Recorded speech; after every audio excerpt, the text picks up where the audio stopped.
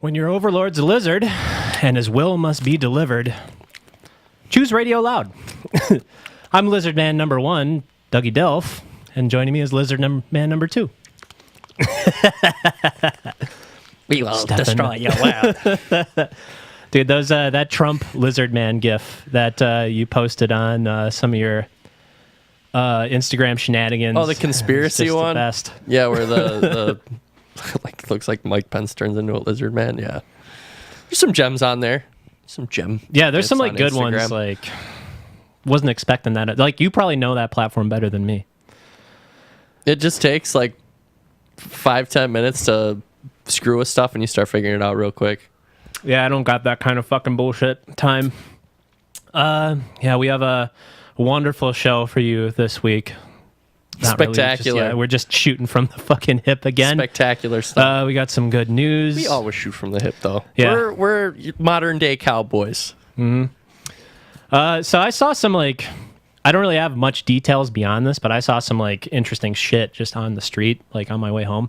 So, on the highway, 45, not the freeway, but by Woodman's, I saw this guy. I look over, and he's just sitting there, and like, I'm rapidly going the other direction, and he looks like he's putting a flask to his mouth out of an open window. And I'm just like, what do you mean? Like he's leaning over into a car? Or you just like turn over and his tinted windows are rolled down and he just looks like he's chugging. His window is open and he's got this shiny metal flask and he's just drinking it down. And I did like a double take and I was like, wow, like this dude's behind the wheel. Yeah. So I look in the rear view mirror and there's like a few people just sitting behind him and it's a green light. So I'm just like, is this fucking boy just like pounding him down or something? Like, maybe it's just water.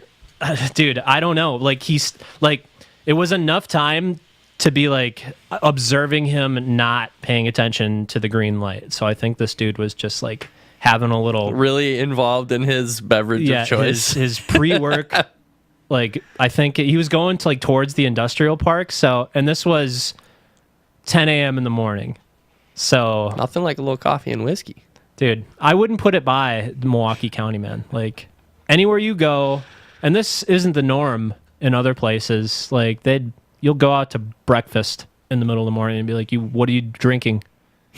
Scotch. It's like they don't even bat an eye if you're ordering booze in the morning. Not it's here. like almost peculiar if you don't. Yeah, we definitely have a drinking culture, but drinking at work is still a boo-boo.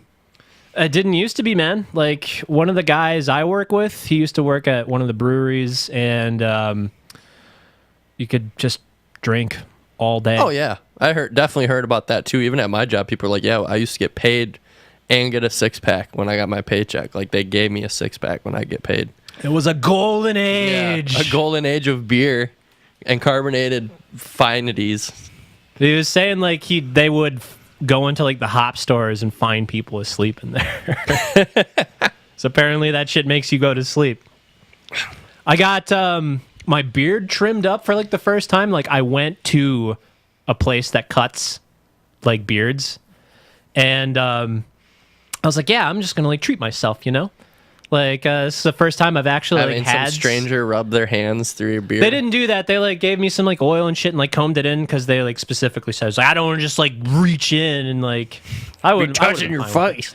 They're basically like, that's like just like tame the hairs. But so I go in there and they put like lavender in my beard. This is what like made that story click. I mean, they put like this lavender scent in my beard. It's like, oh, you're gonna be sleeping, and it was like whatever bullshit that is.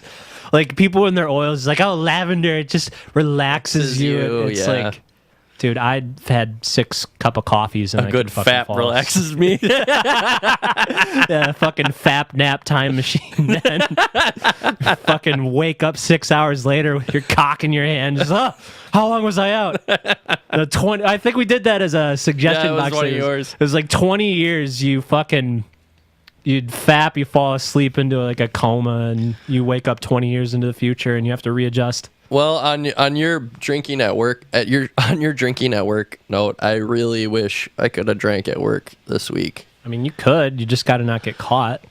So this week at work, I know I texted you about this, but there was a little bed bug issue. I was going to bring this up. Fucking bed bug issue. So, and not just they found a bed bug. This nasty motherfucker brought them in here. Right. He brought them into work. So it's last Thursday, maybe it was Friday. No, it was last Thursday. Yeah, you were going away from the weekend, and right as I'm leaving, this lady comes up to me and says, they're going to be having a dog here to smell for bed bugs. And I was like, what? And she tells me that this guy came into work the other day, and the reason I hadn't seen him for the last couple days was because he physically came up to her, was like, I know that you want to know what a bed bug looks like, but they look like this. And he opens his palm, and there's one just in his palm still alive. And then he smashes it and goes and shows it to a couple other people. Well, he was told to leave until he gets his life together, basically gets a clean bill of health. Good God.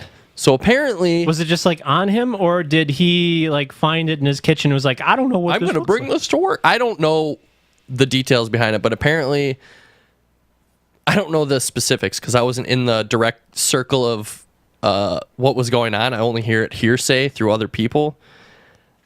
But apparently he'd come in a couple times, said, I'm itchy, I got these red bumps, and then turns out he had bed bugs, and then he just kept coming to work, and it was pretty bad infestation because somebody said that he brought him in, they had seen some in the building, so they brought this dog in that's been trained to smell for bed bugs, which I'm not 100% sure how you really train a dog to do that. I mean, you can train them to find coke and all that other stuff, so I'm sure it's not. Dogs can fucking smell anything, man. They train dogs to smell cancer in people, certain kinds of cancer. That's true. It just seems weird to train a dog to smell out a certain type of insect.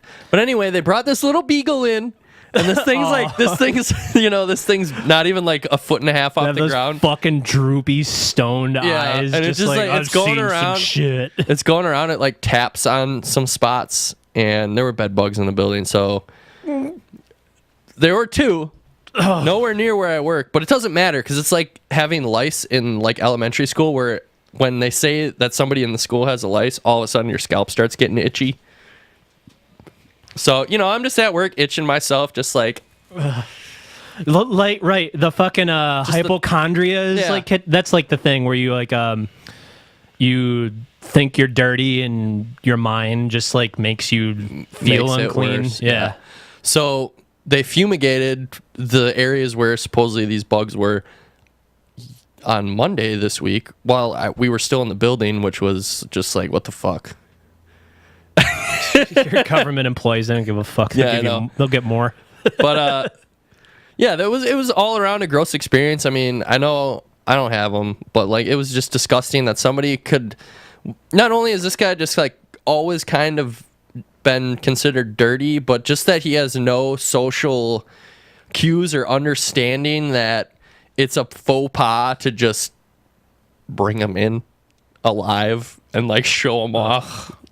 Not even in a jar or anything, just here's a that's what I was gonna ask. When you texted me originally, you said he brought it in, and I was almost thinking he was curious to ask somebody else if it was a bed bug, and I was thinking maybe he had it in a bag or something, but no, he just had it in his hand, alive. It was described to me as him having it in a napkin in his palm and then smashing it. Yeah, disgusting. Oh, God. Disgusting stuff. Can those things replicate asexually? Supposedly not, but I mean, it might already be pregnant and have just hitched a ride somewhere. Who knows? But just disgusting stuff. And he wasn't even gone for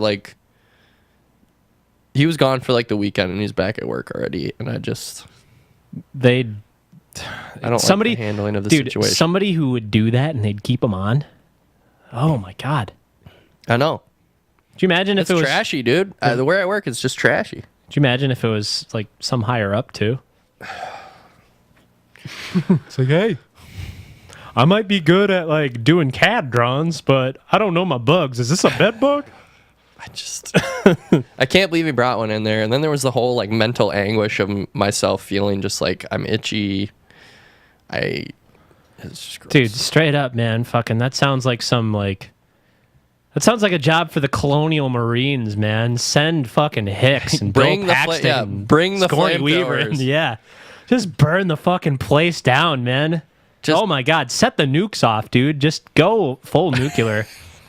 I was supporting the nuclear option. I even told them that everyone here's a little stressed out. We should really just give everybody a couple days off, fumigate the building, like hit the fucking reset button for everybody. I remember in the group chat, Zyklon B was mentioned, and Sean was just like, "Oh, isn't that the thing that the Nazis used?"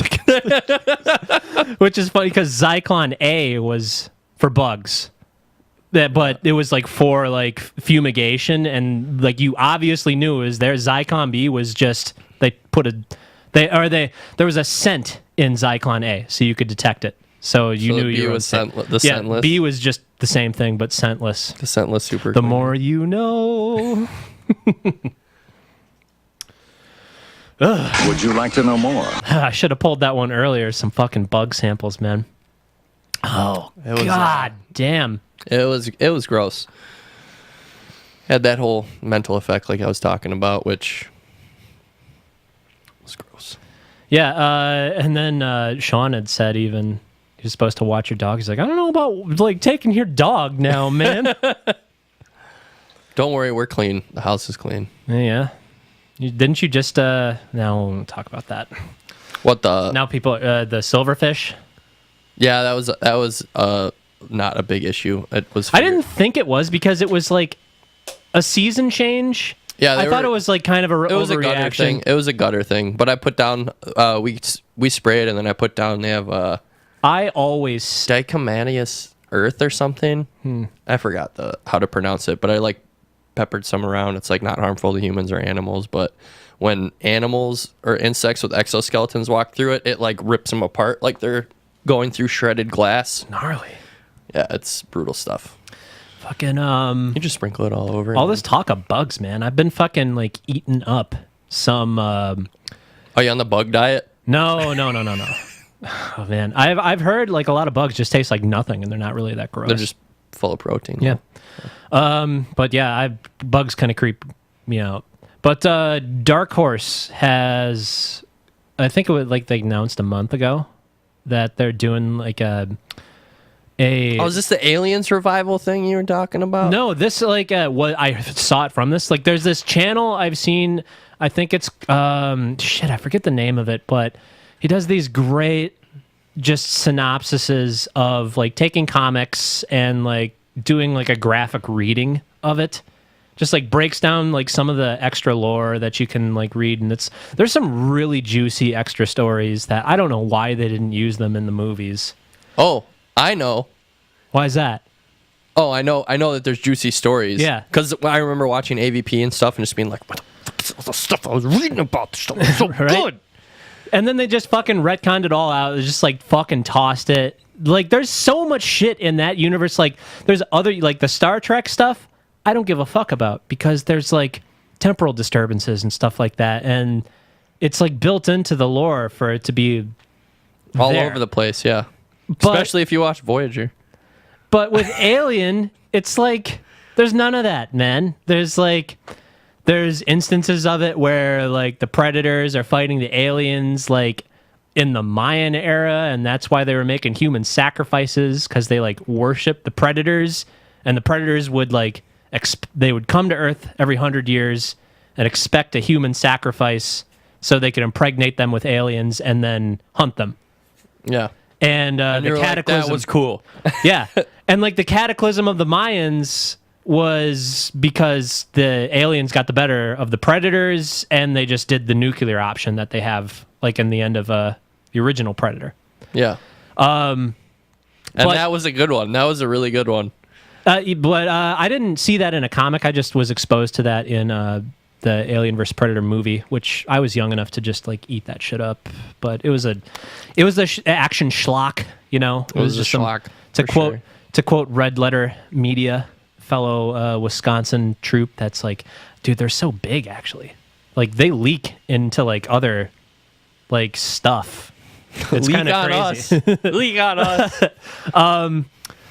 But Dark Horse is going to be doing a script for Alien 3 that got thrown out.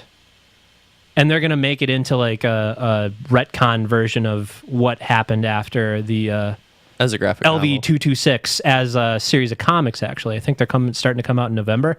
But it's like a completely separate script written by somebody. And this channel was talking about the writer of it. And the writer had commented, it's like, you write a screenplay for something, and then it gets thrown out, and you expect that to happen, and then you just have to like completely abandon like what you were doing and like go to the next thing. But you never expect something that you wrote 20 years ago like that to just get picked up and like, oh, we're gonna make a fucking comic out of this with like a really good artist. Wish I knew who the artist was. I wish I knew more about it. It was just like a little 3-minute blurb about it, but I was like, oh, that's fucking cool. But apparently it's going to be some sort of like alternate faction of like humanity that's like kind of branched off as like somebody who went out as like colonists, and then there's like the United Earth and like the Weyland-Yutani Corp that's always been like after the alien. Apparently it's going to be like some sort of like civil war situation between them because they're still both... It's like right after Alien 2, where neither one of them actually has the specimen, and they're both going to like be fighting these two factions of humanity. Like a shadow war or like a... I don't know. We'll have to check it out when it comes out. We'll have to check it out. Speaking of films and movies, I was talking with Sam, who I went and painted with over the weekend. Gotta talk to Samson! Does he hate that? Does anybody ever do that to him? I don't know. I didn't really ask. But we were actually talking, because I showed him Devil on Highway 9. Oh, right. Yeah, he was like, oh, wow, that was really bad. And I kind of like Danzig, but we were talking about the Verotech movie. Give him a plug so the viewers know who Samson. Oh, Samson? Sam Lenz is a miniatures painter. He's also on Twitch. His handle is Samson Arts, if you want to check him out. He's got 3 videos right now, but he paints, I think, between 2 and 4 on the weekdays, Central Standard Time. He's pretty cool. He's a nice guy. But anyway, we were talking about the Danzig movie Verotech, and I guess it's because I hadn't read that comic, but he was saying that it's kind of like a grindhouse thing of like a bunch of short stories with lots of dong and boobs, but it's going to be over the top gruesome and stuff. So I think that could be kind of interesting. Yeah, that's why we almost got into a bit of trouble with like where we were going with the imagery this last fucking episode. So what I was gonna think, like maybe that fucking bot was there to just kind of take a look at some graphic content or something like that. Because that shit's amazing how fucking automated it is when just by words that get recognized. Like there was a guy who made a robot. It was a banana robot. And people could get in the chat, type it in, and he automated it to take the text from the chat, and the robot would say it, and funny. And then, like, the internet got word of it, and people started making it say typing in whatever they want. Terrible things. Yeah, well, I mean, they have like the subscriber stuff on some of the Twitch feeds where they'll like read off or play like a video or whatever you link, and there's always been some raunchy stuff with that. But what ended up happening was, like, this guy, of no fault of his own, really, like, his intentions were good, but the fucking people that were given the tools, like, ruined it. He got banned. For that, yeah. This inspired him to go in and he rewrote the code so it would identify stuff that was inappropriate. For the Twitch terms of service. Yeah. And then he turned it loose again. And then people naturally would find a way around the rules he would, like, instead of writing the words like together. Put spaces between it or something. So or write it phonetically in like different like creative ways to like get them to say it. Did he come back for another round? Yeah, and then he came like immediately. This was like a fucking like couple days revision, I think. He would just like revise it. And he actually ended up writing one of the most robust systems just through doing that to like identify The like, no-nos. Yeah. And not just like the no-nos, but like anything, just like a logic for what you would need to do to just like call comments and how like creative ways that people get around them. There's a lot of creative ways to get around stuff. I know from my days of trying to get around internet security at the local high school. There was a story this week about Zuckerberg. Webblocker. About Zuckerberg. Him hacking people's emails, basically. Hacking. By just using the same password, because most companies just, shocker, use the same password for everything. Well, that was one of the things, not like through Facebook. This was back in his like Harvard days when it was the Facebook and it was for students only. He would, he targeted some like writing society or like some student body that was like in charge of like editorial or something like that. And he tried failed login attempts because he figured it would be for like another account, and he was able to get into like 2 people's accounts and just read all their emails, which at the time was fucking, you know, clever, but like nowadays it's like well, no shit. And that was like the first question. It's like, why didn't you just use the why didn't you just use their username and password for that instead? I don't know. Well, it's not like they were interviewing him or anything like that, but We got a viewer, man. ooh, Yeah, they're happy about the 1080i, but they can't keep up with their poor people technology. oh, we'll have to adjust that if we're all choppy. It's the bit rate, man. We can't adjust it in the middle of the stream. I think adjusting that's like a no. Sorry, dude. Well, I want to talk about this couple's having issues. Okay, making babies. This is fresh to me. When we like sat down, we're like, oh, what are the news stories we're gonna chew over? I like just saw it as I was leaving work, but I've kind of heard about stories like this before where this couple's been married, they can't have a baby. Like the Christian couples where they literally think that just sleeping in the same bed they could get pregnant, or that, you know, they've never done sex ed, they've never watched a porno, they're good button down, chastity belt wearing Christians. But this story is about a Chinese couple who had been married for 4 years trying to have a baby. Do you want to take a guess on what they were doing wrong? Let me guess. My guess is she was taking like a spoon out. He was coming in a bowl and eating it. Oh no! Something like that. No, they were using the wrong hole. The butt. Yep. So they went and got a pamphlet. Bam, bam. I guess they had gone to a doctor who had prescribed like some medicine, but then they went to another person and the lady asked the real question, which was, "How exactly are you doing this? Here's a pamphlet." A month later, they got a baby. Could you? And they sent her the gift. The gift they sent the doctor was I want to make sure I get this right. They sent her a hen and 100 eggs. Because she's gonna have 100 babies now. That's what I was gonna comment on. They like get the fucking like drugs to make her like super ovulate, like the Octomom, and just fucking like turn that woman's fucking vagina into a clown car, man. Like The Octomom thing was disturbing. yeah, but she had gotten like those drugs given to her basically. Is that how they did it? Yeah, I think that's why the Octomom had that. I know there was a case of that where they like a woman had been given these drugs because she was having trouble conceiving, and then just boom, Here's a ton of babies. Here's a Russian army. Yeah. So yeah, could you imagine that? Like trying to just conceive one, you're perfectly fertile, and then you get given a fertility pill, birth and you enhancer. have 80.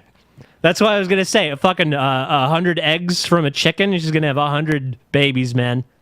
Apparently that's what China needs right now. They took the birthing restrictions up because they have a wave of people that they're statistically suspecting to like die off rather rapidly. So they need to like. I thought they were still Get some trying to babies. overcome that whole I thought they were still trying to overcome that whole suitor issue. Where it was like the male-female ratio and then actually finding good prospective pairings with their somewhat rigid social standards. I thought they had an imbalance of male and females, and then... I do not know. I don't know. But, yeah, man. If I was the guy in that situation, I would have just kept it up. I'd be like, no, let's not see a doctor. Let's just keep doing it in the butt. I like it this way. But, like, as the man, that it's not going to work. That's just how you skirt out of having to fucking have a baby. I feel like it's hard to just relate because I already know, but I feel like one of them knew. On some level. You know what I mean? Right. On like some level. Like how could you... Then again, maybe they're like from some really remote part of the country or something, because a hen and 100 eggs, that's a weird gift. I'm not Chinese, so I don't know. I'm not familiar with their culture standings. Maybe it was... have you heard of like those like virgin boy eggs that they do as like street food over there?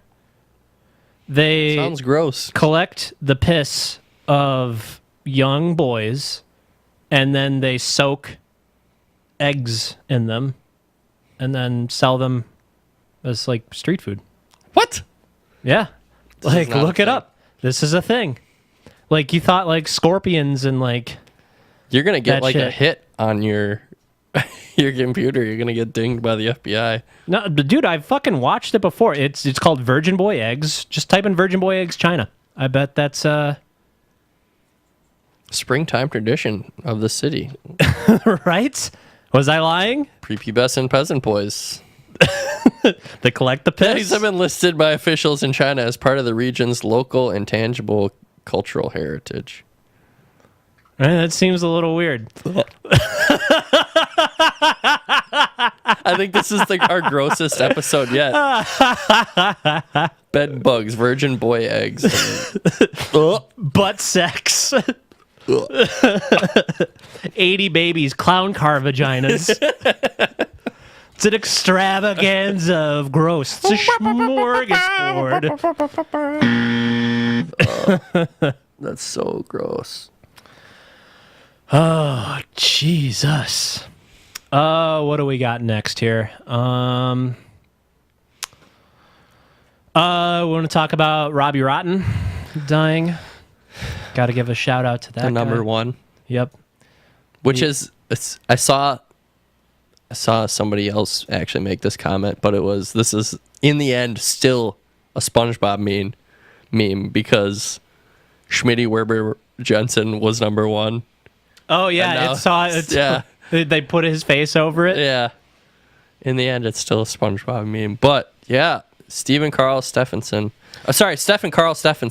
Well, you know, it a wasn't man after my own name. They had that "We Are Number One."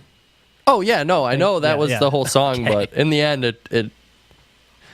Well, there was a ton. They were just applying him to every meme ever because he basically had like his entire existence resurged. I think that show had completely stopped airing. Lazy Town, by the way. Yeah, he was the villain of Lazy Town. I actually have a beautiful image of exactly what his character looked like up right now. Yeah, and if you don't know who we're talking about, where the fuck have you been? What rock have you been on there? Get the fuck outside. Like, and we're saying that as like a fucking like person. An indoor person. Yeah, an indoor person where you would only see this on the internet. Like, but he had a viral hit song that was just really easy for people to latch onto and edit, twist to their own fiendish devices to get some likes and some of those points. But one of the cool things about it is that it started and then he became aware of it and it became like this thing. Like he was already diagnosed and they basically came out and said, you know, he was dying. No, well, not dying. It wasn't like the prognosis wasn't as such then. It's cancer, though. It sucks. Yeah, it sucks. Like, it's such a fucking up in the air thing. But they were able to, like, raise money for his like treatment and stuff like that. Like, but even throwing all that money at it isn't a guaranteed win, as we know from personal experience and other experiences with like Total Biscuit and some other folks. So, but what I wanted to say was, in that moment, like they actually like got together. They did like this. I think it was a live stream at first, but he was like talking about just like how amazing he thought it was. And they got together with the original producer of the song, and it had already taken off of people like making these memes. So the producer of the song and the company that made the show was just like, yeah, let's just release the stems of everything. So each individual element of the song can be modified and used to whatever they need. And that's so cool. And that's how it like got some like really, that's when it like started going into like out of the meme and into like meme in high art. You had like synthwave remixes that were like really well done, really well composed songs of We Are Number One. Because they had all the assets, and they could make it happen. They could just pick which ones. They could just take the vocals out and do exactly what they needed to. So yeah, pour one out for Stefan Carl Stephenson. What a name. Yeah, I know, a man after my own name. He's coming for 43. What a young age. All right. That's too bad. Where are we at for time here? Yeah, we're at about 30 minutes. You want to do another? You had another news story, didn't you? I know we had another like. Pile, my news story is a little bit. How should I put this? It's a debate waiting to happen. It's that net neutrality throttling those firefighters in California. Right. Verizon basically throttled, according to these firefighters, because I don't know the actual ins and outs of the story. There hasn't been a court case or anything yet, but the firefighters claimed that then while they were fighting the California wildfires, Verizon throttled their service. So to the individuals, or did they have some sort of hotspot? The firefighter service, because the firefighters get their cell phone and communication services through Verizon. They pay for an unlimited plan, and they start getting throttled. And I guess I don't know if anyone got injured in the process, but there was definitely some extreme frustration. So much so that they're taking it to, I think it was the California District Attorney. Well, that smells like one of those things. Taking it to court. That smells like one of those, which is great. I fucking love that. But it smells like something where it wasn't an individual with their finger on the trigger. It was an automated system that just kicked in because now it's legal. They gave it the new rules. And it probably wasn't like a person that did it, you know? It's a result. It's like a lot of They said this wouldn't happen. Right. Well, I know. But that's what I'm saying. I'm not like defending it or anything, but like, you know, it's like a lot of stuff that's coming out of like YouTube and just the intricate things that people do to manipulate the stuff that's in place. Where like even YouTube itself says we don't fully understand the way that the algorithm goes about certain things, which I could completely believe. But yeah, it was probably just like an automated system and just got like over a fucking cap and then started throttling it, you know? But it's good that this is coming up. This paragraph right here, the county fire district had no choice but to use other agencies' internet, rely on personal service devices to transfer data, and ultimately subscribe to a new, more expensive data plan, as Verizon officials urged them to do so. Like, they didn't even cut them some slack. Just like, you're firefighters, you're out there fighting fire. I don't know why, but that just made me laugh. Right? You're out there fighting fires. Get a better data plan. Yeah, what the fuck, though? I mean, that affects Verizon, too. It's just like a fucking... it's a crazy destruction that just doesn't necessarily have to be stopped. It like has a purpose of just like, you know, wildfires happen. But it's like destruction of property.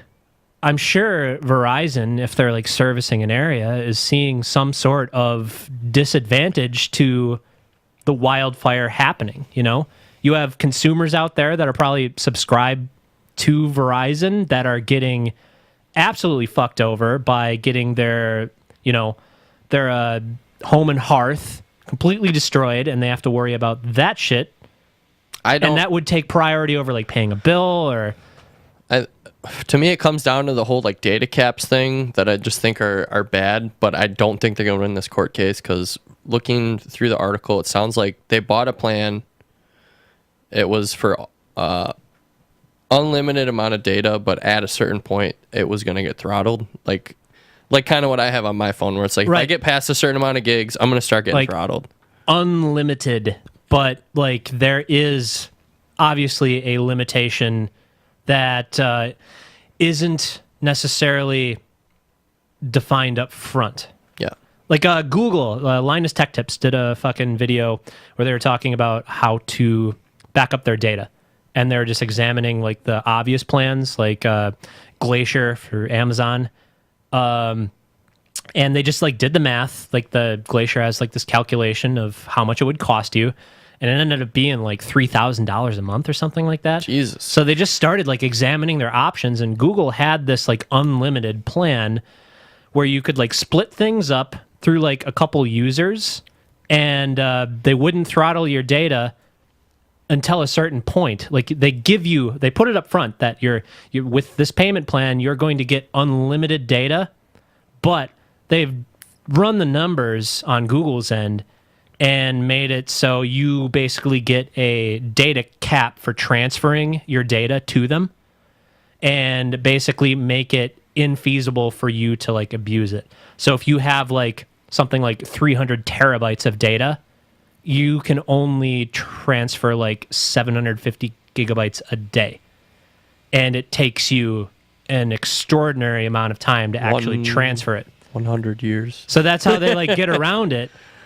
There's probably something in the contract like that, or something stated where, you know, unlimited isn't actually unlimited. I mean, you can speak on that yourself. Google Fi. Yeah.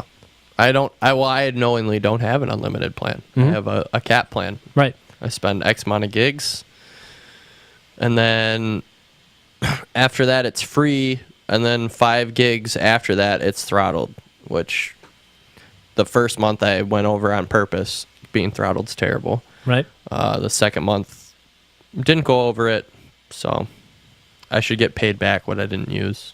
So that's pretty cool. And they gave me a credit, so I'm interested to see how this third bill will be. What'd they give you the credit for? Something with my phone. They gave me $150 credit. Pretty juicy. But there's probably something that there's got to be something. Yeah, there's got to be something. Nothing's free. Yep. One more thing before we break. I want to take a look at this this Roger Stone story, if you could call that up. Roger Stone? Yeah. Roger Stone was one of the political advisors for the Trump campaign. And Trump has since, you know... Let him go? Yeah. But if you look at this picture, Stone retweeted this picture of the Trump administration before I think he realized that the swastika was on it. You see that? Oh, because I thought he made this. No, like, I don't think he made it. Like, you think fucking Stone has... the tech savvy? No, I think he was just like had like one of those like old guy moments, just like, oh, this is cool, look at us, it's like our party and we're doing the Space Force thing, and there's a fucking swastika on all the pages. Like, whoever the artist was like snuck it by him and he retweeted it, but he immediately deleted it. I love his caption. I love this, proud to be in this crew. But the only lies being told here are by the liberal scumbags.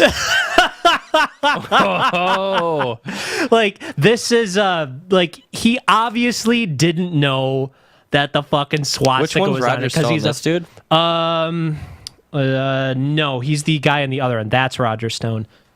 Yeah, That's him. There was that documentary that went on Netflix called Call Roger Stone. He's pretty much to blame for kind of like the lobbyist culture that we have in Washington nowadays. I don't like that. Yeah, he's a fucking snake, man. But Some might say reptilian. Like your race from Mars. Like your race from Mars. no, I've learned how to effectively stop that shit. I need to shorten that one up. I love that fucking sample though. But yeah, like the guy's a fucking piece of shit. I don't think he actually knew that the swastika was on it, because he fucking deleted it immediately. I wonder who told him how long it actually took him, because he did go up and delete it. But that is definitely a gaffe. That is a political gaffe, if I've ever seen one.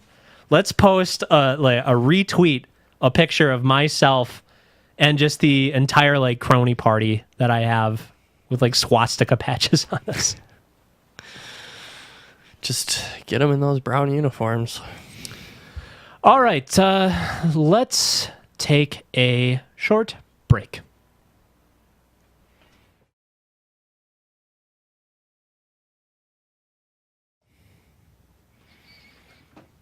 It's a box. 6 inches by 6 inches by 6 inches. And it's full of suggestions. I don't think any of those dimensions are accurate. It's neither.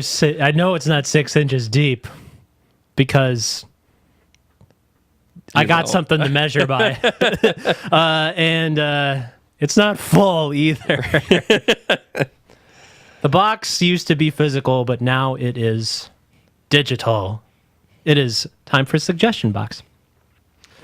I think I'll start off today, and this one's gonna get me in trouble. Zap. Oh man, I'm all like scattered all over the place with my right. Okay, so this one's called all female cast remake. So It sounds like a goddamn like family game night card that you pull out of like, I don't know, Apples to Apples or Cards Against Humanity or something. I don't even know. now I don't know if it was like necessarily like a trend for a bit, but you know, we had the Ghostbusters movie. Wasn't there something else that was done with just like, I want to say there was a couple cop movies in there where it's just like police procedural remake of like that Billy Crystal movie and some other random hello, you know, yeah, you know, like I'd love to the see Rush Hour stuff, all that, like those buddy cop Right. movies they used to have in the 90s. I feel like they tried to remake those 5 or 6 times. Like with all Melissa female McCarthy cast. was in a few of them. Yeah. Most particularly Ghostbusters. But I actually, for one, would love to see City Slickers redone with a all-female cast. Where it's just like... City Slickers? Dude, City Slickers is a fucking great movie. It's just a bunch of fucking people from New York who've never been out in the country. They're depressed with their day jobs. And they go on a fucking cattle drive. Oh, okay. And yeah, it's a fucking great movie. I would love to see that. Just like a bunch of female city slickers go out and fucking get their hands That's dirty. a Billy Crystal movie, too. It's a fish out of water. Yeah, that's why I thought of it. Yeah, Billy Crystal is the... All his movies are great for the female remakes, I guess. Let's just go down his list. I'm sure I can get like 5 or 6 off his IMDb. Yeah, let's start here Let's because just start I got with another the guy who... I got another rung for this all-female remake thing. But like, dude, like the Ghostbusters. Running Scared was the movie I was thinking of. Okay, That's Billy- I don't know if I've seen it. It's I a should. buddy cop film. Who's the other guy? I've seen him in stuff, but Gregory I don't Hines. know who he is. Okay. I love me some 80s Billy Crystal movies, man. I think he slipped more into The villain in this one is... he slipped more into a writer's role as he progressed. And a lot of you younger viewers who don't know the fuck Billy Crystal was, he was Mike Wazowski in Monsters, Inc. Yeah, which you should know. Yeah, everybody should know who Billy Crystal is. He's a fucking national treasure. So Ghostbusters, classically, the female remake went over like an absolute shit show, but it wasn't because it was a female remake. It was because it completely missed the tone of like the first one. It just relegated this dry humor, like an American dry humor, to this, dick and fart ectoplasm in every crack. That should be right up our alley after some of the stuff we've done. I know, and I'm not saying we're like beyond that, but like Ghostbusters was like, it's classically stated as it's funny because everybody in the movie is serious about what they're doing, and funny things come out of it. So I was going to go a step further, and let's do like all female remakes with historical events. Because there's You're like on a historical kick. Yeah. Well, the viewers didn't hear the other historical idea I had like off break. But this is all female cast remake of Battle of the Bulge. I feel like every like 15, 20 minutes there'd be why is this called the Battle of the Bulge joke? Right? Yeah. It's Why do they call this the Battle of the Bulge again? They're not. And then there'd be a bunch of smooth bore jokes too, about like I don't know smooth bore cannons or something. Just emphasis on the dicks and in the absence of dicks. Yeah. I mean, when you call it Battle for the Bulge, because that's what the movie would be called. That or it would just be called The Bulge. Yeah, and it would just be the front line in a fucking Speedo. So I was like thinking about this as just like a not a comedy, but you took it to that. I was like, oh yeah, I was thinking comedy. I was thinking the poster was just gonna be like you dog, a pair of like really defined legs and then like combat boots, and it would just be like Battle of the Bulge. Like spread open doing like the like wide stance. No, and there'd be like a German a German soldier just like looking up like, oh no, we're in for it now. I was thinking, we have to listen to the problems. Oh God. Hey, we all got them, but I was thinking more of just like all the ladies have to report for war, and it's like a serious thing. It's not even a movie. It's just like a rewrite of history. Yeah, I was thinking comedic movie. Yeah, I like that it kind of took from the previous conversation. It took it someplace I wasn't even like thinking of. Yeah, and I'd probably watch it because I'm definitely gonna watch that Will Ferrell, John C. Reilly Sherlock movie. Oh, I saw that fucking creep. You don't want to see that? Yes, I do. It's been long enough. It could be fun. Do you know what the first thing I thought of was when I saw that? I was like, obviously, Will Ferrell is Sherlock Holmes, and John C. Reilly always seems to have to play his bitch. Yeah, he's second fiddle. How does John C. Reilly feel about this? Is there going to be some sort of like resentment, like Bill Murray and Harold Ramis? For those who don't know, Bill Murray and Harold Ramis were like a comedic duo, and Harold Ramis was the writer, and Bill Murray was like the comedic goods, and they had like a little bit of a lovers' falling quarrel that ended in tragedy. Never reconciling. No, they did reconcile. Like Harold Ramis was dying. Harold Ramis has since passed, but they reconciled before. They did. I thought he they died. didn't. They did. They didn't ever like make a movie again. But it went beyond like Ghostbusters and like Chicago's Second City. Yep. Like there was like a bunch of sketch writing that got them both their start. They did Stripes together. They did Ghostbusters together, and I think the last film that they did together was Groundhog Day. And Bill Murray was kind of like resentful that they were like a duo or whatever. They worked really well. They were our best pals. But yeah, that's what I was gonna say. Like John C. Reilly one day is just gonna be like, "Hey, why is gonna be a second film? I don't want to be the big And shot." you know what Will Ferrell would do? He'd point to Talladega Nights Yeah, it's like, remember? I guess they already kind of addressed that. Yeah. But it doesn't matter. John C. Reilly. Genius stuff. John C. Reilly's still getting, in recent history, I feel has gotten more stuff than Will Ferrell, but Will Ferrell doesn't care because he's got so much money stuffed down his pants. Well, I feel like The guy's sweating. He's got so much money. He's worth a lot of money, man. Yeah. I think it was like in the billions. I am not even surprised. I'm sure he knows how to manage his money too pretty well. Apparently, like from everything I've heard, is just the nicest guy. Like, not head in the clouds kind of dude with like all his success and shit like that, which is good to hear. That is good to hear. I don't know how true it is because I feel like when you get that much money, your head's in the clouds on some level. But, Well, yeah. but well, that's good to absolutely. hear.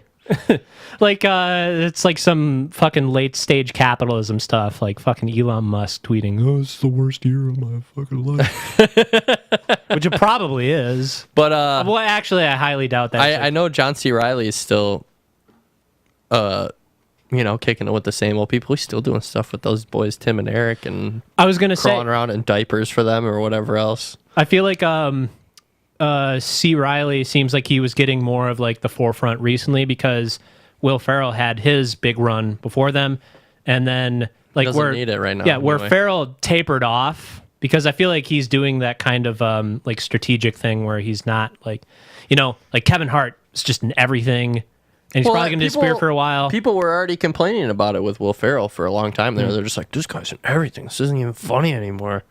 I don't want to. It was like, the Adam Sandler thing where it's just like, I can't take any more Adam Sandler. Yeah, right. But secretly, that you could eat some more Adam Sandler and just get bloated.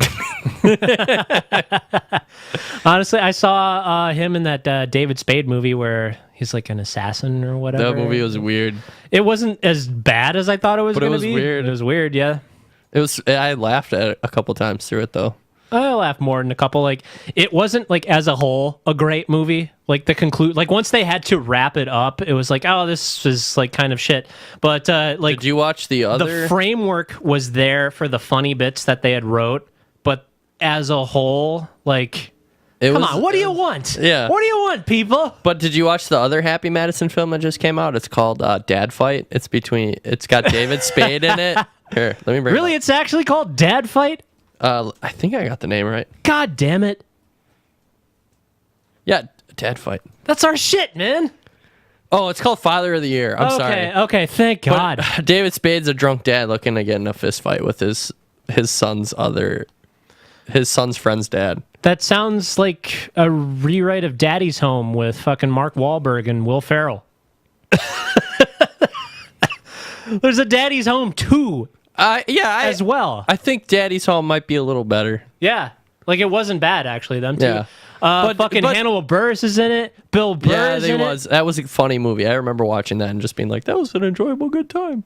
But Father of the Year wasn't that bad. Actually, could you open, in the Bugsy email, could you open the blank? The one with no subject? I'm wondering if I sent this.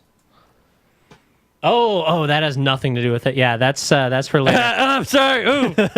Yeah, we'll go back to that later. What I was going to mention is I did a face swap with Bill Burr and Hannibal Buress. It's like a fucking abomination.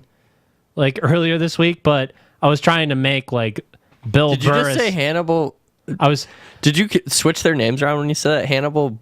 I swear to God, you said Hannibal Burr and Bill Buress. Yeah, that's what I was trying to make. Yeah, you were trying to make that. Yeah, okay. So, like, yeah, just like face swap them so it was horrifying. Bill Buress and Hannibal Burr. It was horrifying. Oh, yeah. Like, all those fucking face swap things are absolute horror. Speaking of daddies, yeah, what you got? I got some dad fights. We got a dad fight this week. The first one I got two of them, actually. But we'll do Fit Dad. Hey, just for those of you who don't know, Dad Fight is a like a March Madness style bracket where we pit two dad archetypes against each other. This isn't weekly either; it's just whenever we have it, and we try to like create a theoretical fight based on their stereotypes and who would win. It's my dad could beat up your dad.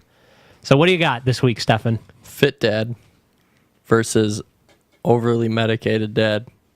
So overly medicated dad is maybe a coworker or somebody that you've seen that's just, it seems like they're on so much Xanax they are just in the Maybe clouds not even all day. Xanax. Just like, oh, I gotta take my fucking blood pressure they're meds. they're on like a bunch of pills. They take like a daily concoction that somebody has to preload for them at the beginning of every month, and they swallow back all these pills, but they feel no pain, but they don't have any other qualities really. Like they're not going to be able to outlast. This guy's not going to be able to outlast Fit Dad. He's just going to kind of be able to take all the hits, whereas Fit Dad has stamina, power, speed, all those other things, because he's constantly working out. He's into his body. He eats well. He maintains himself really well, where overly medicated dad doesn't necessarily have all those features. What? I don't know how my mind went to this. So I'm gonna go like fucking Dune with this one, where a fucking medicated dad has some sort of access to the spice.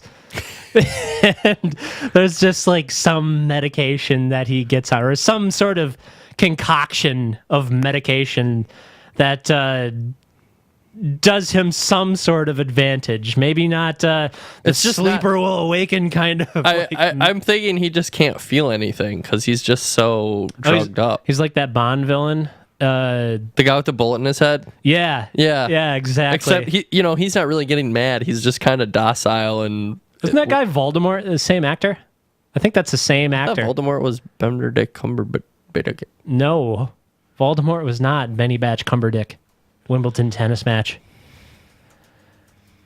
Yeah, it's that Well, first there's guy. been about 100 That of first them. guy. 100 Voldemorts? Ugh. I don't even feel like that's a fucking fight, man. It's like, even though he can't feel pain, I still He's think... never going to keep up with Fit Dad. Yeah, he's never going to keep it. Like, your heart will give out. Or maybe he just has one of those fucking, those drug interactions where you could just, like, run forever. You don't even fucking feel it. Something like that. Just keeps going. He's a fucking Energizer Bunny. Maybe you could just run before Fit Dad's cardio. I feel like Fit Dad's kind of got it locked in. Yeah, I'm going to go with Fit Dad. Absolutely 100% Fit Dad. The guy that plays Voldemort does not play the villain in that 007 movie. He plays M in the new ones. Yeah. No, he plays M in the new ones, but he was also in a Brosnan age one. I'm pretty sure. Pretty sure. Not seen that. Not All right, seen that. we'll go back to... we'll come back to that later, but back to the regularly scheduled program. Shit.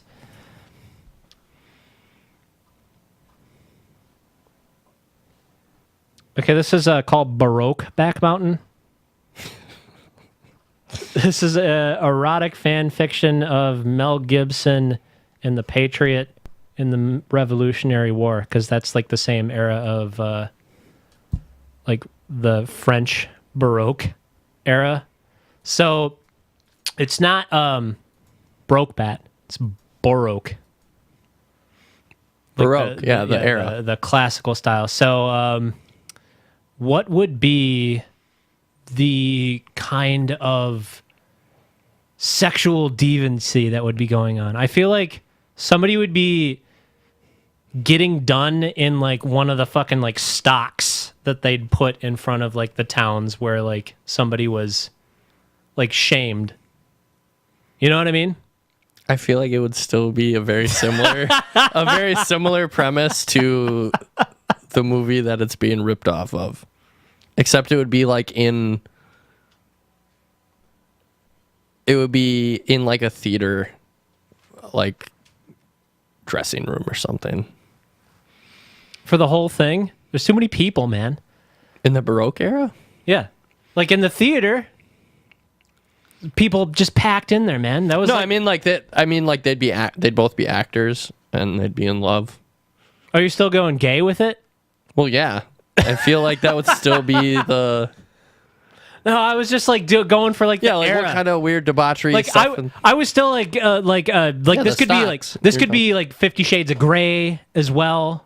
Like just like or like Girl in the Dragon Tattoo, just like this. I mean, I know what you want me to say. The dude sticks his dick in a guillotine and chops it off at the end, and the head just goes flying. It lands, and then it goes Finn.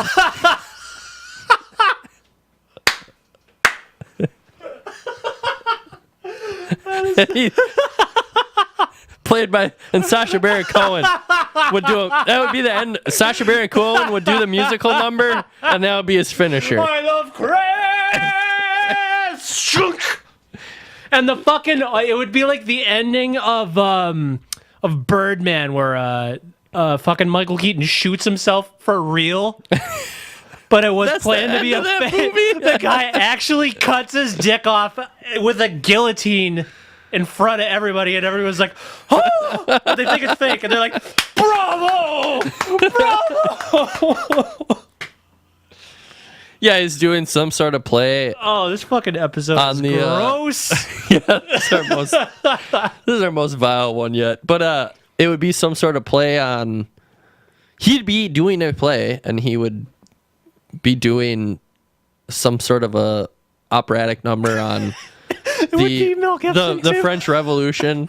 What do you say? It would be Mel Gibson. Mel Gibson? Yeah, Okay. he'd just go all red in the face, and he'd be like put up against the chopping block, and he'd be he'd just be like his same character he does in The Patriot, and he'd just be like, "Oh yeah," they're like, "I'll cut my own fucking pecker off," and he's just like, because he just went around like slitting throats with a hatchet in that movie. Oh my god. Oh, this is fucking vile, man. Oh, you got another one? I have another dad fight. Oh, another one? All right. Hippie Greenpeace dad versus lawyer dad. Oh, well. Lawyer dad doesn't actually really want to get engaged in any combat for a possible assault charge, and hippie peace dad, Thing is, lawyer dad knows what hippie peace dad's up to. He's doing some drugs on the side. Are you trying to say that hippie Greenpeace dad's about to get arrested?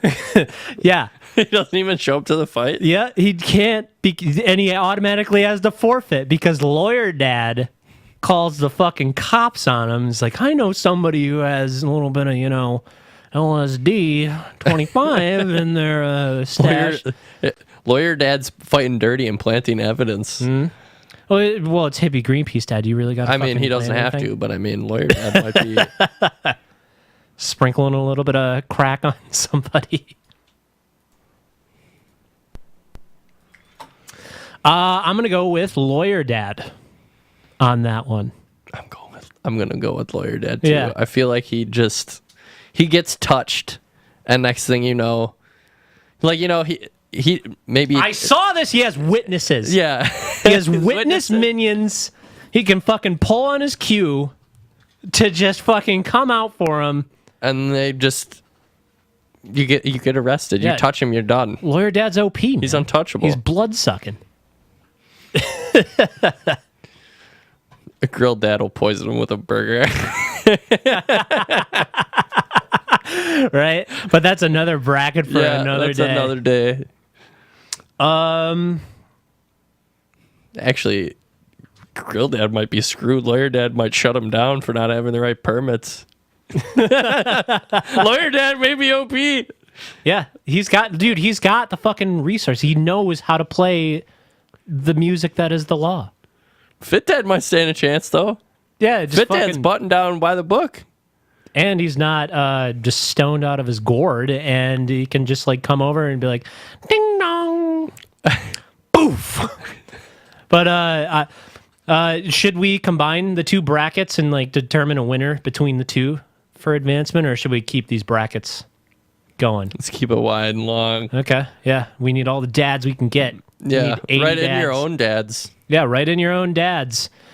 Right into either our YouTube, just leave a comment in the video. That's Radio Loud on YouTube. You can find us on Twitter, RadioLOUD Cast, and RadioLOUD Cast at Gmail if you want to email. Yeah, write them in. And Radio Loud We'll read on 'em. Facebook. We're on it. Shockingly, we're on it. Yeah. This one is called Cloudy with a Chance of Meatball Hailstorm Apocalypse. So I'm feeling like it would be Cloudy with a Chance of Meatballs, but set in like the Viking Age. Where they don't even know what the fuck They're just eating good. meatball is. They're just eating good. Well, they'd have to thaw them out first because it's a hailstorm apocalypse though. Like the meatballs, it isn't good. Are they giant like they were in the book, or are they regular sized meatballs? I'm that feeling are like just even everywhere? in that era, just like golf ball regular sized hail. It'd just be like it'd start raining meatballs, I feel like it's just a hailstorm, but it's meatballs. but it's meatballs. I feel like there'd be some eating going on. There'd be some serious issues, but I feel like there'd be some good eats coming out of the sky. They'd eat the meatballs and then turn into Italians or something. They just all start looking like Mario. No, I'm thinking they'd be like, oh, we've angered the old gods. It'd be after they became Christians, they converted, and then, like, that would make sense Woden because has stricken us. Roman Catholicism has swept through, Northern Europe. It's come to take the Vikings, and then they get hit with the Meatballs. the meatball hailstorm storm apocalypse. The meatball storm of 1250 or whatever. To be honest, I've never seen Cloudy with a Chance of Meatballs. Doesn't the Read the book. I watched the There's a movies. book? The movie has nothing to do with the book. The book has really cool artwork. Is it just some sort of like Willy Wonka scientist thing? It's just like In some the mad in guy. the movie, yeah. In the book, not so much. The book is just like, oh yeah, we have a coastal town. All right. And there's giant meatballs falling from the sky. How about this? We'll move it to a different area. We'll go to Moses and the plagues. And there's another plague. It's like before meatball has even been made. It's just a plague of meatballs in the desert. Forget the ghost claiming or forget the frogs. It's replaced with the meatball hailstorm. Here's some art from Cloudy with a Chance of Meatballs. Oh, they're fucking soft? Well, it's just food basically raining from the sky. I think pancakes happened at some point. There was I'm talking about like just the meatballs, I'm talking about frozen like Walmart Swedish easy meatballs. or that ready to go meatballs. In the desert, if there's no one in the desert to see, I feel like the Jews would be like, if there's no- is it kosher? It's feel such a like- waste, but I feel like if there's no one in the desert to see a meatball fall from the Doesn't sky, really does it really fall? But you're not gonna eat them because you're gonna get sand in your or they mouth. just complain they'd thaw while they fall through the fucking like it's like a meteor coming, and it would just thaw out and burn them and be like, I really can't eat this. It's not even kosher. All right, where are we at for time? Let's take a break and then do music. Yeet.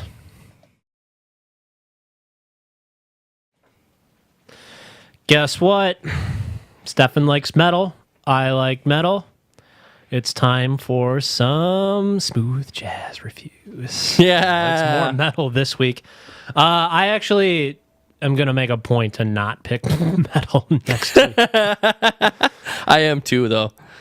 Then I'll pick metal next week. Yeah, I'm not picking metal next week either. Yeah, I put you through a painful loop.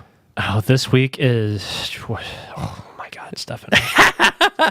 The nightmare Your juice. pick. My pick was you want. I'm gonna go first on you this can go one. first. All right.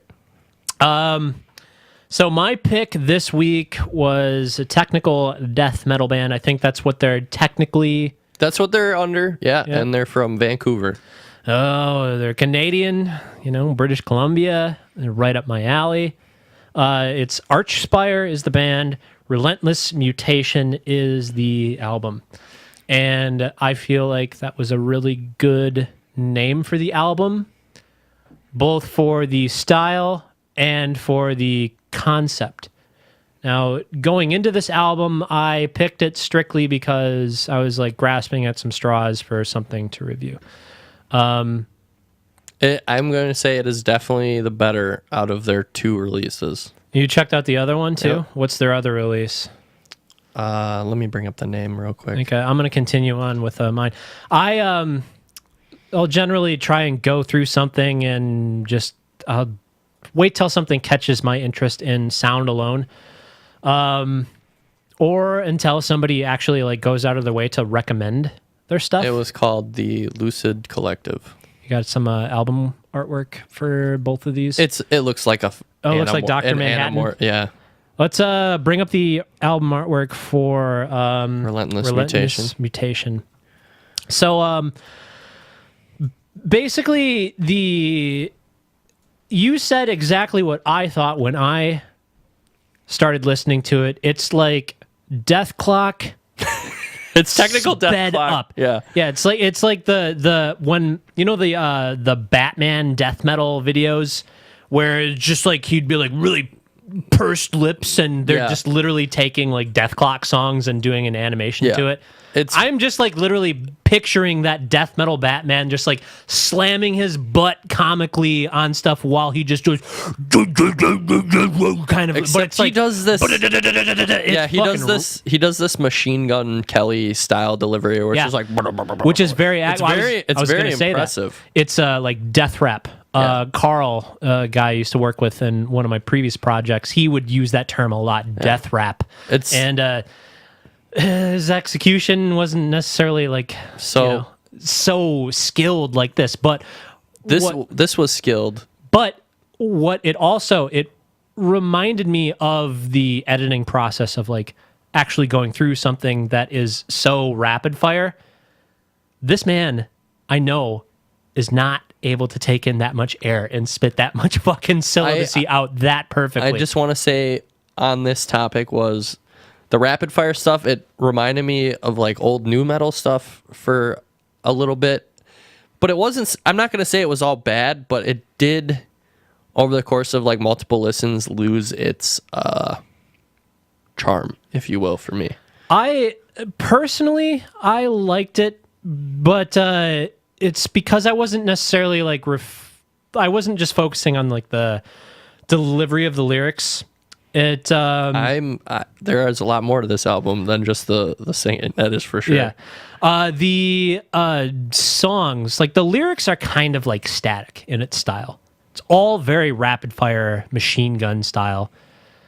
But the name of the album in the instrumentation of it, Relentless Mutation, I thought was very appropriate before I even looked into the subject matter, which I rarely do on these kinds of albums, because it's usually just like guts, ghouls, morbid stuff, which it's very much so this, but it's not like delegated to that. There's actually some like world building to it. But for just the instrumentation of it, I felt like they did a lot of permutations of metal tropes that I've heard before, but it's not turned up to 11. It's turned up to like 12 or 13. It is just, it's got all the things I love about fucking metal. It's got blast beats. It's got riffs. It's got just like drawn out. It was like opening up one of those canned springy snakes, and it just goes like, and it like each little rung of it is like a different style. Yeah. But they're also doing like these interesting things where they're doing like permutations of themes that they set out, but they just do it so quick that you don't even realize that like certain things are potentially like related.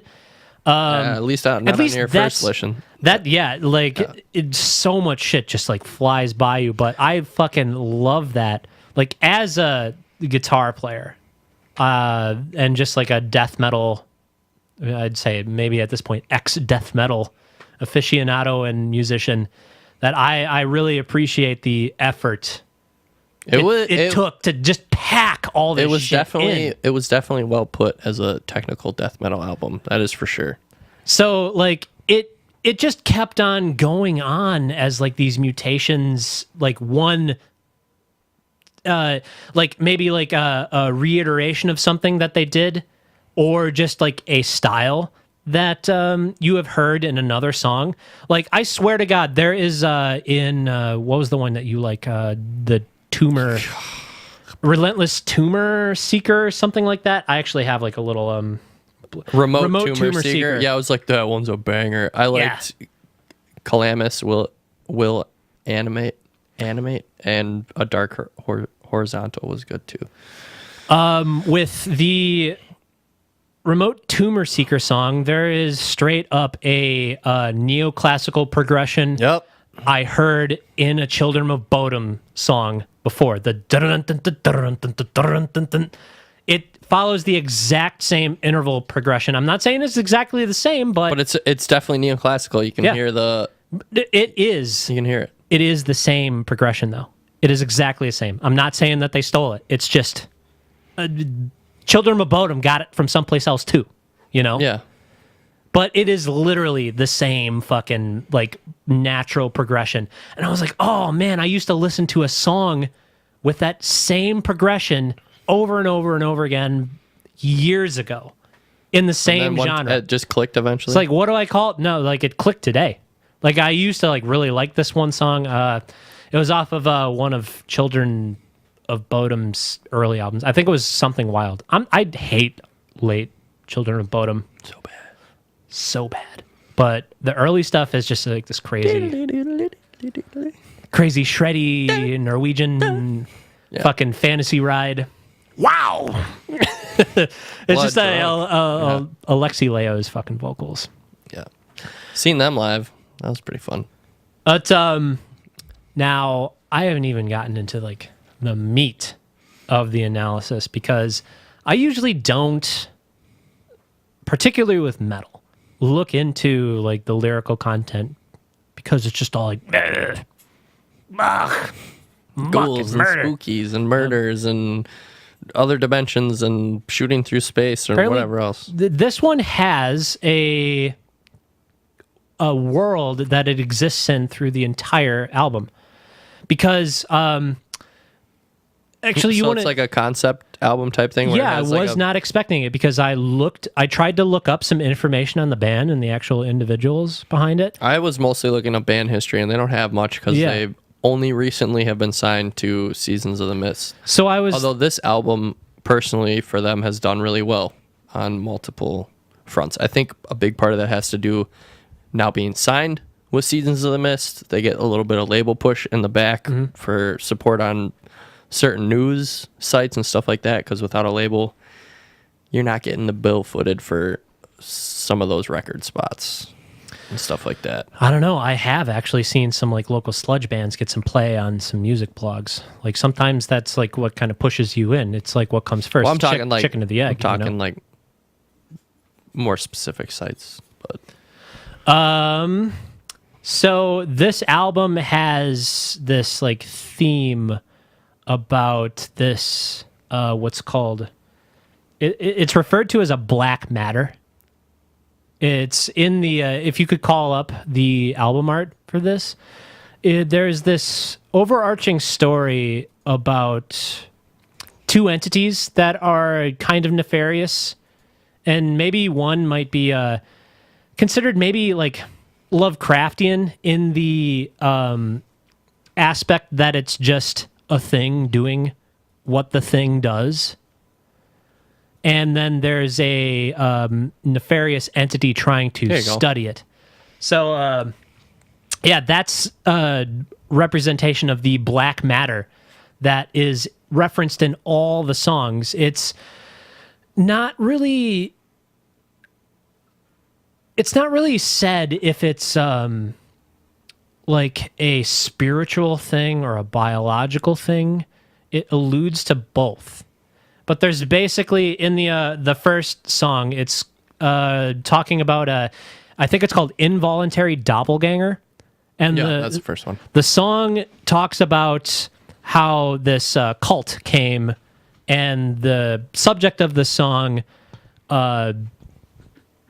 became like a subject of this cult, and what the cult did was they exposed him to this black matter. And it's not really like presented like that in originally, but basically this black matter has this effect on this person where he is still like sentient. He like still kind of like recalls like his past experiences and like who he is, but he's able to like essentially devour people and become them. And he goes like through, it's like a kind of like a tale about him like going throughout his days just devouring people and being able like to become a venom them. symbiote or some shit? Yeah, kind of, but he's like able to like turn himself into like the flesh of other people and like present himself as such. And there's in the first song, which I thought was a little peculiar because it didn't really like, the tale didn't really give any like semblance of like time. You could put this like in any like era, but they refer to this cult, or not even a cult at this stage.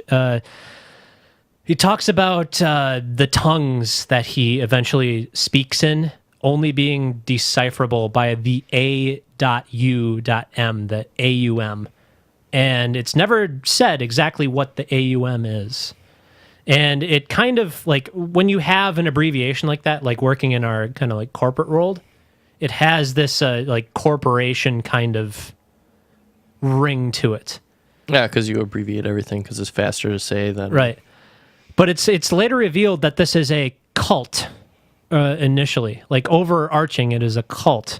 And they have laboratories and stuff where they are intentionally taking this like black liquid that they discovered called the drip, and they expose it to people, and it has various degrees of like effects on people. And a bunch of the songs are about different effects it has on its different subjects. Now, particularly the remote tumor seeker had this really interesting story because the vocalist apparently wrote it about a real principle called split brain theory. Have you ever heard of this? I hadn't either. And when I started digging into it, I was like, wow, I was not expecting to go here today. So split brain theory is this thing where it's been observed in a man who was having epileptic seizures. And what they decided to do, this is real life, they split the lobe in the brain that connects the two lobes, or not the little part in the middle that connects the two lobes so they can communicate. Okay. And the surgery was a success, but they ran these tests on him, and all these interesting questions about like how like the subconscious works started like popping up. So they tested him. They had him stare at a screen with a dot in the center of the screen. They're just like stare at the dot, and on the right side it would like flash a word, and they'd be like, "What did that say?" And he'd be like, "Pan." And then they'd put a picture up, and he'd be like, "Frog." And then they'd flash one on the left side, and he'd be like, "I don't know." And then they'd be like, "Could you close your eyes? Now use your left hand to draw." And he would draw what he saw. It was like this principle where I don't know if I'm getting this, the hemisphere is correct for this, but one side of the brain controls speech and like reading and pronunciation, where the other one controls like visualizations, visualizations and like drawing, something like that. But he was able to look at it and see it, but he couldn't say it. But he could draw it with his eyes closed. And it wasn't a good drawing either. Well, yeah, his eyes are closed, so I'd assume it wouldn't be that great. And he probably wasn't an artist in the first place. But it was like one of the first things where they discovered that there was definitive proof that the two hemispheres of the brain function differently. Not just function differently, but there was things going on where the conscious mind was not aware of it. Because he was not able to... He was fully conscious of it, and he wasn't able to, like, comprehend the things that his hand would do, but his body obviously Here's understood. Here's a real question. Did the seizures stop? Yes. Oh, good for him. Yes, they did. That's why I said the surgery is a success. So, the split brain theory was put into this banger song, particularly. It's called Remote Tumor Seeker, where this AUM entity, they have a subject, and it's specifically said, like, in one of their laboratories, and they take this black matter and create a tumor in one of the lobes of the subject's brain. And it basically creates this, like, split brain thing, where one side is the predator and the other side is the prey. But the side that the tumor is taken over, cannot recognize the other side because there's no communication between it. So it drives him to this murderous state where he thinks that the other half of his brain is out there someplace. And it drives him to fucking murder and kill. How decidedly in search of his other half. And he splits all of his victims' heads open, trying to find the other half of his brain. How incredibly death clock. I know. But the thing that tipped me off to this being like a technological kind of like maybe like a corporate kind of entity that's been infiltrated by a cult is that they specifically reference like this tracking camera where this is a victim of an experiment. And there's a tracking device in him, and there's a camera in him, and they're observing him murdering. This fool's got a GoPro on his forehead. But, oh my God, it just ranges from, like, pestilence and, like, not necessarily like a zombie infection, but like an entity infection. Yeah. And that's like the overarching story. There's like a bunch of other chapters. I don't want to spoil it all, but it all has to do with so the people can get deep into it. Yeah, but yeah, it was a cool album.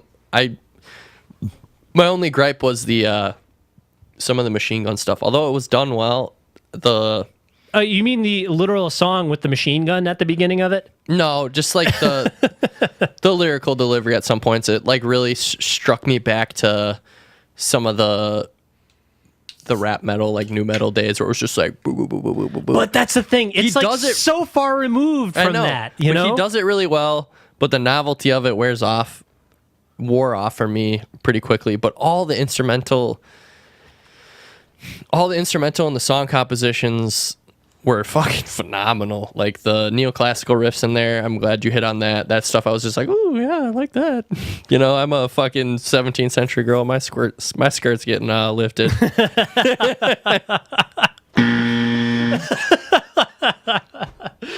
Oh, too hot for castles. Castle Maiden's gone wild. Yeah. I honestly, this is like the most rapidly I've probably taken to something new and kind of like added it to my repertoire. And honestly, I didn't really get in that deep into it until like a few listens in. And it's not that hard of a listen because it's only a half hour long. They pack so much shit. Yeah, it's the sheer speed. It's not a can of snakes. It's a sardine can full of like 20 snakes. And you pop that sucker open and it just keeps coming. It's like the clown and the handkerchief gag. Just keeps coming. I feel like if you're turned off by the lyrics, it would be nice to have like a, an instrumental version of it so you can just appreciate that wild ride. Because although there is plenty of things to appreciate, there is a lot to appreciate just in the lyrics if you read them, because you cannot understand them when they're being said. First thing, For a lot of people, yeah. when I found this in the YouTube video that I initially listened to it on, the person said, I really like the part, first comment, top comment was like, I really like the part where it's like, bugga, bugga, booga, booga, ooga, booga, boog.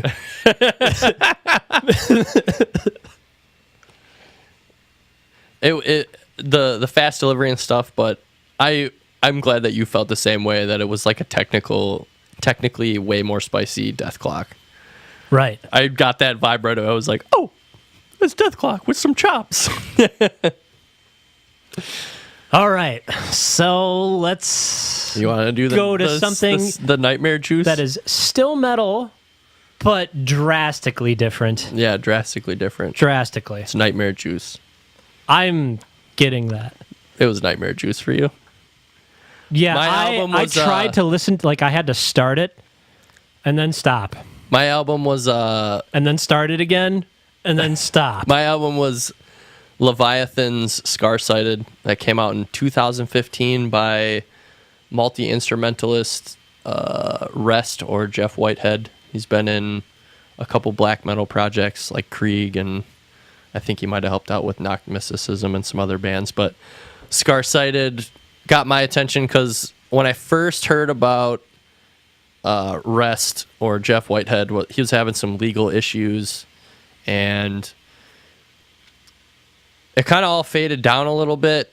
He Like got through- legal issues with music or legal issues with fucked up shit he's already done. there was going to be he was getting charged with some fucked up shit that he had supposedly done. It got dropped as not guilty, and then he released this album, which got picked up by. I actually saw an article about it in Rolling Stone. This? Yeah, and in Rolling Stone? Yep, got some high marks. And I was Okay. and I sat there and I was Must like, have been something I missed. I mean, honestly, it must have been because it's on it. It's the ambient soundtrack of getting. It's the soothing sounds of being flayed alive. Yeah, it is And house. What's that house with the fucking upside down flayed guy in Game of Thrones? Bolton. House Bolton. it is definitely getting dragged through some levels of absolute extreme physical torture. It's like you're at the beginning of the dungeon, but and not at the beginning of it either. Like later on, there's some good ambient parts in it. Yeah, there's But then there's some ambient parts where it's just a guy screaming down in the dungeon that you've just been brought into. He's just like,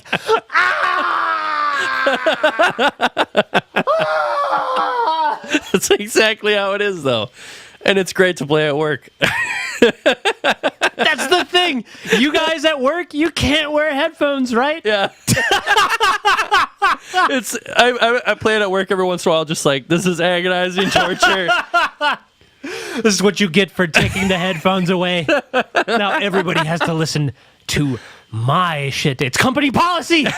I do enjoy it though, because it's fucking Masochistic. It's definitely a tap in a man's inner frustrations. Well, what's the story then? Is there something behind An overarching story? not necessarily overarching story like that, but is there something that drove this? Because it's a multi-instrumentalist, like you said, right? It's not a band. It's one man band. Now I would have figured my pick would have been a one-man band with all like the machine gun drums and shit like that. It's not. I would have figured this would have been like a full band. No, You know? it's just one dude. He's released multiple albums.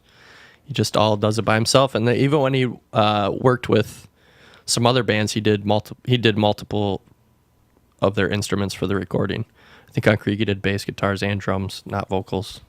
Now to Something ridiculous like to that. shit on him a little bit, then that kind of makes a little bit more sense because it's all so bad. I mean, if you like drone, it's like a lot of things that are like not necessarily complicated, and they drone on for a really long time, and it makes you really, really suffer through it. And I mean it. And get raked across the coals. Yeah.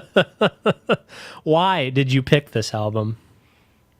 Why this album, Stefan? It was a hard week. I thought I'd share some of my anguish. Do you identify with this? Is like let you bring out some of that? That's angst in definitely an listening to anguish. this? That's definitely an anguish releaser just of Listening to somebody else be in pain. being in pain too, yeah. I mean, it definitely has like some great ambient parts, and Oh yeah, absolutely. there's like a couple catchy riffs. They're not fucking earth breaking or earth shattering or anything like that, but it. I remember presents- thinking that, but I can't remember them. but it definitely presents itself in the way that it's meant to be presented. Flayed alive. Yeah, being flayed alive. It's a goddamn man's journey through fucking rings of torture. You know, it's fucking Dante's Inferno. Yeah, but Damn there's near. way more than fucking 9 rings. Yeah, I mean, it's an hour of rings. yeah. But there are some like really cool, like I feel like tritone progressions. There's some like cool, clean ambiances that are like nice contrasts, and I guess it's like a different kind of punishment than I'm used to, because everybody who's listened to me say this before on a music review is I like punishment with reward, and then more punishment as a format. And this, it's tons of punishment, a slight ambient reward, and then you realize I still have to continue going on this death march. Like, it's more so punishment for me, because like this is stuff that's it's so grating but so simple. It's like the simple aspect of what makes something grating that they just draw out. Like there's nothing for me to like dig into and think it's like, oh, they did like this kind of thing here. There's like no complicated rhythms or anything like that for me to like kind To of grasp onto. or preoccupy my mind with, and with like analysis. You are literally just being tortured. That's how I felt, because like I said, I had to start this and I was like, I can't fucking listen to this. I have to stop. And then I had to start it again and I was like, I can't fucking listen to this. I have to stop. Because I was at work and I was like, I can't do this at fucking work. Did you enjoy the audio clip from, I think it's Constantine, where it's just like, oh, he's already endured so much pain? I didn't gather that that's where that was from. Or something. It's like, he's already endured so much pain. So much pain. Oh. At least he has hell to look forward to. I did remember like forming a thought earlier that there was some. I did enjoy the chants. There was some just like, and there was like some chants where the vocal style I would be described as the tonality of burping. That it's like very low and toad-like and drawn out.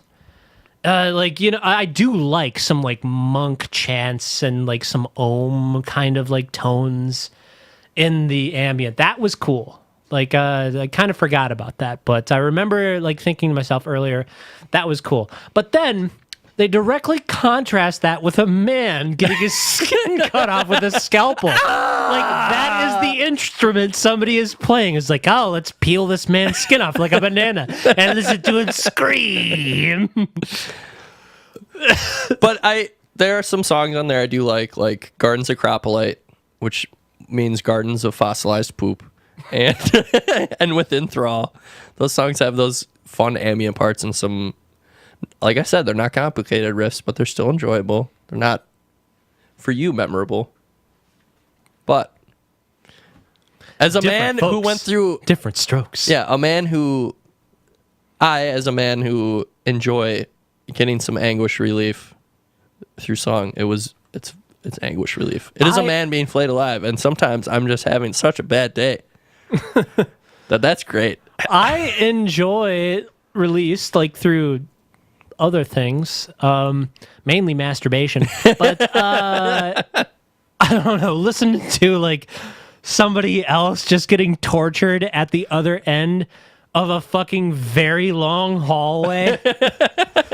Like honestly, like some of the other heavier parts where it's like guitar playing and just like these, it's very droney through a lot of parts. Like that's the thing. It's very much so drone, like disguised in another genre, but those parts were worse for me as a guitar player than I welcomed the sweet songs of a man getting his flesh ripped off when those parts came. Maybe I'll chop that up, you fucking internet gurus. We used to play music in the background so you couldn't make us seem like fucking masochistic psycho killers. Well, maybe I'll give you some good chanting for the next one. Some Gregorian chants. I like that stuff. But then I'd have to do a metal pick. But just not in... no. We can't do metal next week. No metal? No metal. I agree. All right. All right. But it was decidedly tortureful for you. Oh, yeah. Dude, could you actually call up the that comment? Because I want to do the addendum to the Igor. Oh, let me bring up Scar-Sighted. No, actually, I have it written. Let me bring up Scar-Sighted's album cover here, too. Yeah, That's another thing with the artist that made this. This guy does tattoos and art, and he's also done some deck art for like anti-hero skateboards and some other companies.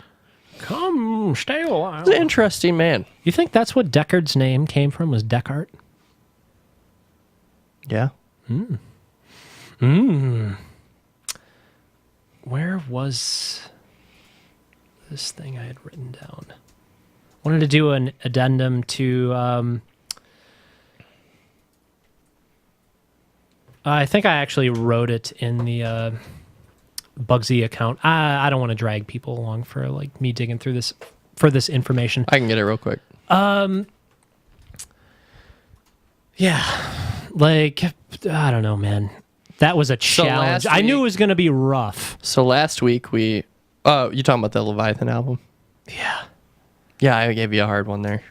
Like for the first one. Last week we kind of like talked together where we're gonna, instead of just like springing albums on each other and like having a strictly organic conversation, we would at least like use the advantage of our own unique views on music and like kind of like each person because we definitely see things differently. Yeah.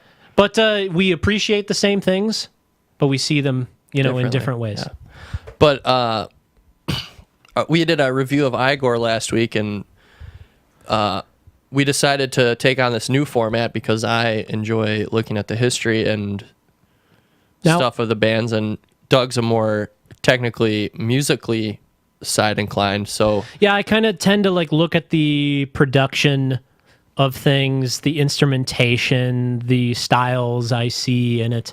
And he really enjoyed Igor last week, but he didn't necessarily know everything. Some of the fun facts, which another viewer actually posted on our video, which Doug wanted to add an addendum to such a great band for him. So the Chicken was actually given an album credit. Its name was Patrick. And it was given a solo in a song called Vegetable Soup from the previous album, which I had seen like on the track listing. I just like was so like Patrick's getting his, huh? When I was making these things, it music reviews was kind of like a classically was like a secondary thought because it was originally Sean's idea. And I was just like, R.I.P. Yeah. Yeah. So I still feel like even if it was just like a late in the week thing, I was still like putting more into it. But I was picking artists that I knew more about then. Yeah. But I started like with these going forward. I want to pick artists I know fucking nothing about. Yeah, find some new people, get some fresh takes on stuff. So back to this Igor addendum. What I found really interesting about this thing was that this guy composed a sonata by throwing chicken feed on a keyboard and letting his chicken peck at it, and he used the notes that, like, not necessarily used it verbatim, but like what is chicken pecked at, he used those notes to kind of to string the rest together. yeah. And with like certain things, like you can there's certain methods of like production that you can use to just put something in a certain mode. I'm thinking that might have been what he did to just make it more like structurally cohesive instead of just like a chicken to be like bong boom bong boom boom boom boom. You can just like lay out a certain scale, and that's all the notes you can hit. And then you Essentially, end up with something that's all like ba-dum, bum, bum, bum. because it just works within a certain scale. I think that's what he did. There's another band that I've actually I want to bring up later that I listened to their stuff earlier this week, and it sounds very similar to one of the things that comes across in this Igor. But the person who wrote in basically said this. Matt Manson. Yeah, Matt Manson. User. Matt Thank Manson. you so Thank much you. for writing in. Yeah. He basically said if you are into like a more like structured style, they have it with like the same people, like a few of the same people. There is an operatic female singer that he works with that he's done another project with. They've basically developed their own kind of language based around emotion. And emotion is it the flaying screams of people trapped in a dungeon? No, it is. I mean, if that, some people's torture is another person's boner, but it's like very operatic. Like that could be torture to somebody else. I don't necessarily like opera, but in this like sense, I kind of do. This other album from this other band is much, much different. You can hear some of the similarities in the singing, but in the instrumentation, it's like vastly different. Vastly different. Vastly different. What else we got in here? Patrick the chicken has since passed away. Oh yeah. Patrick Which is very the chicken unfortunate. has passed away. Which is very unfortunate because I'm sure it was a big part of the Igor Club. Igor Club. All right, man. It's always hard to lose a pet, especially one that helps you create something like this wonderful chicken. As brilliant as this piece of sludge right behind you. Why don't you move a little bit over for our boy? Let's get a nice little shot of him. Somebody actually said, like, how much of the podcast has to deal with this cat? Because I use the cat because people love cat pictures on Facebook. Are we talking about cats? Get your cats spayed and neutered. Don't get your cats declawed. Love them every day. Yeah, keep the litter box clean and the bowl full. I mean, not that full because... This one will just eat until it explodes. All right. It is time to go. I bid you good fucking day. Enjoy the flayed screams of people trapped in a dungeon.